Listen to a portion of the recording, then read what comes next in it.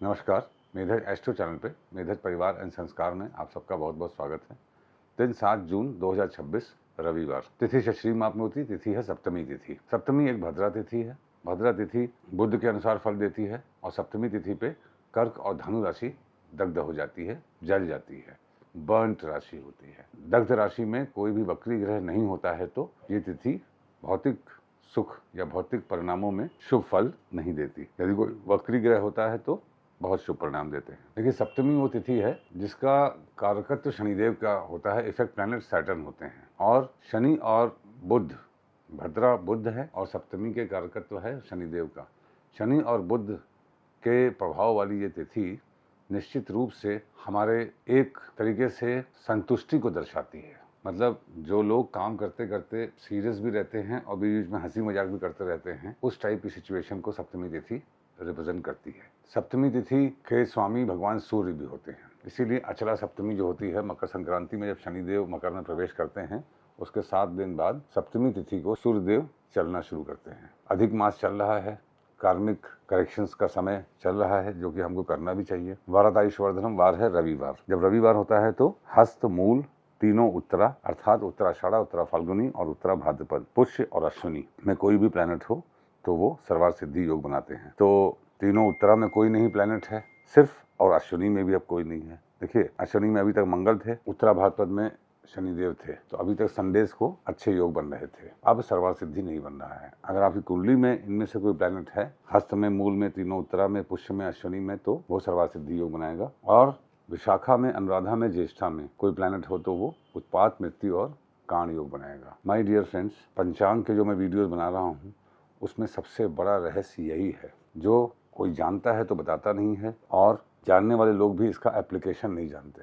आप अपनी कुंडली में इसको लगा के देखिए, आप देखेंगे कि किसी किसी की कुंडली में कोई भी डायरेक्ट योग अच्छा नहीं दिख रहा है, फिर भी बड़े बड़े राजयोग क्यों हैं। सर्वार्थ सिद्धि योग बनाने वाले नक्षत्रों में जो प्लैनेट होते हैं तो उनको अमृत पिया हुआ प्लैनेट समझिए। ऑल काइंड्स ऑफ अकम्प्लिशमेंट, सभी प्रकार के अचीवमेंट्स देने में ये प्लैनेट सक्षम होते हैं। नक्षत्रार्थ हरते पापम नक्षत्र है शतभिषा। शतभिषा मतलब 100 हीलर्स, 1000 डॉक्टर्स। हर शतभिषा में 100 तारे होते हैं तो उसको एक ही माना जाता है। और शतभिषा नक्षत्र के दिन कोई भी बीमारी के, बड़ी बीमारी का इलाज कराने के लिए, कोई भी दवा आरंभ करने के लिए घोड़े का पैर छूकर उसको गुड़ चना खिलाना, ये बहुत बड़ा उपाय होता है। शतभिषा नक्षत्र में जन्मे लोग बाय डिफॉल्ट एक तरीके से हीलर होते हैं। जब वो छोटे भी होते हैं या जवानी में भी होते हैं तो अपने फ्रेंड सर्कल में सबसे ज़्यादा इमोशनली हील करने वाले लोग, इमोशनली लोगों को नॉर्मलाइज करने वाले लोग कठिन स्थितियों में ये शतभिषा वाले ही होते हैं। जब शतभिषा नक्षत्र में चंद्रमा होते हैं या कोई भी प्लैनेट होता है तो पुष्य, स्वाति और अभिजीत भी एक्टिवेट हो जाता है। पुष्य, स्वाति और अभिजीत में फिलहाल कोई प्लैनेट नहीं है। पुष्य में अब गुरुदेव आने वाले हैं। देखिए, जब पुष्य में अब गुरुदेव आ जाएंगे 15 जून के आसपास, तो फिर क्या क्या दिन शुभ हो जाएंगे? संडे और मंडे, क्योंकि संडे और मंडे में पुष्य में जब भी प्लैनेट होगा तो गुरुदेव सर्वार्थ सिद्धि योग बनाएंगे। इस तरीके से हमको इनको समझना चाहिए। योगात रोग निवारणम योग है सुबह वैद्यति योग, फिर विषकुंभ योग। दोनों ही टफ योग हैं। वैद्यति योग रेवती में होता है और विषकुंभ योग अश्विनी में होता है। देखिए, ये एक गंडांत जोन है। आकाशीय कृपा योग में भी ये गंडांत की फिलॉसफी को कंसीडर करना चाहिए। इससे किसी भी प्रकार से हमको बचना नहीं चाहिए। विषकुंभ योग में कड़वे अनुभव हो सकते हैं, मगर उन कड़वे अनुभवों को हमको एक्सेप्ट करना चाहिए, क्योंकि जितने भी योग होते हैं वो आकाशीय कृपा देंगे। अच्छे योगों में तुरंत मिल जाती है, जो कठिन योग होते हैं उसमें संघर्षों के बाद प्राप्त होती है। करणात् कार्य सिद्धिश्च, कारण बताते हैं हमारे कर्म क्या है जो करने से आपकी कार्य सिद्धि होगी। तो वृष्टिकरण है जिसके स्वामी शनि देव होते हैं। देखिए, मैंने आपको बताया था कि द्विपुष्कर त्रिपुष्कर। आप ऐसे समझिए कि जो नक्षत्र एक राशि में एक चरण और दूसरी राशि में 3 चरण हो, उनको त्रिपुष्कर, त्रिपाद नक्षत्र कहते हैं। जिन नक्षत्रों में 2 चरण एक राशि में, 2 चरण दूसरी राशि में,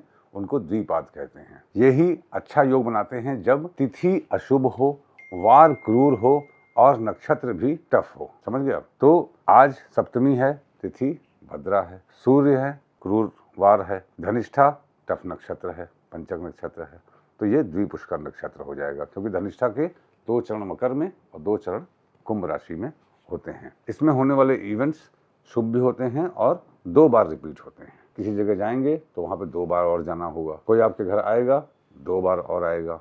कोई टेंडर काम लेंगे, 2 बार वैसे ही काम मिलेगा। किसी जगह जॉब के लिए जाएंगे 2 बार वैसे ही और आपको जाना पड़ेगा।